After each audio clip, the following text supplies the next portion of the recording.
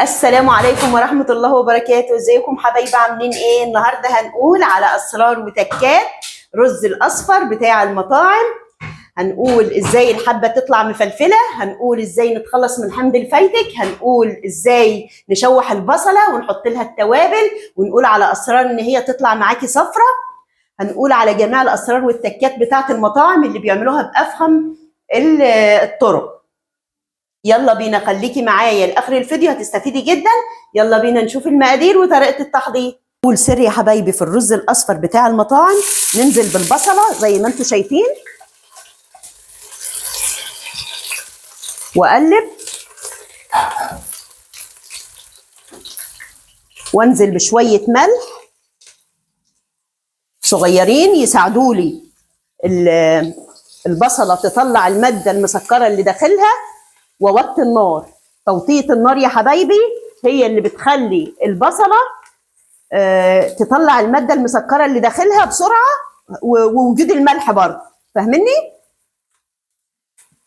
أنا هنا ضفت معلقة مرقة دجاج، لأن بما إنها فيها ملح فهتخلي لي البصلة تنزل المادة المسكرة اللي فيها.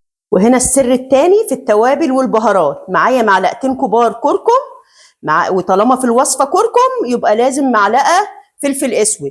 الفلفل الاسود فيه ماده الببرين اللي بتخلي الجسم يمتص ماده الكركمين اللي في الكركم. معايا معلقه كمون، معايا معلقه كبيره شطه، وطبعا دي تبع الرغبه. معايا معلقه صغيره قرفه، ما تكتروش قرفه عشان ما تضغطش على الطعم الاصلي. معايا معلقه كبيره جنزبيل، معايا معلقه كبيره شطه، معايا معلقه كبيره جنزبيل. وهبدا اقلب. الله على الريحه، عشان الزيوت العطرية اللي في التوابل والبهارات تطلع ويتعزز طعمها، وكمان هتخلي لي البصل يتكرمل بسرعة. وهنا هبدأ أضيف الرز مغسول كويس جدا ومنقوع حوالي تلت ساعة. ليه تلت ساعة؟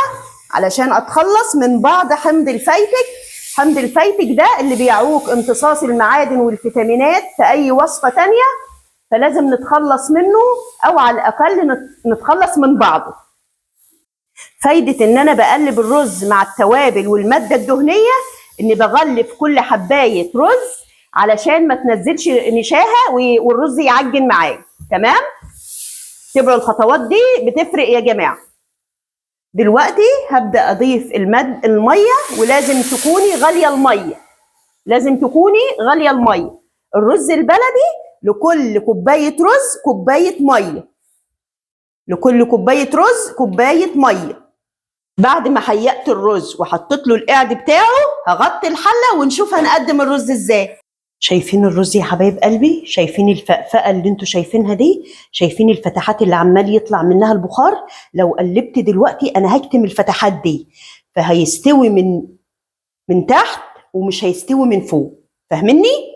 يبقى انا كتمت البخار، مش خليته يسوي لي الرز من فوق. تمام؟ فما اقلبش في الوقت ده.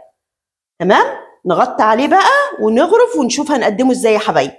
وهو يا حبايبي انتهينا من الرز الاصفر بتاع المطاعم، والريحه مش قادره اقول لكم. اتبعوا الخطوات واتبعوا النصايح، هيطلع معاكم ولا اروع من كده رز عمركم ما دقتوه قبل كده.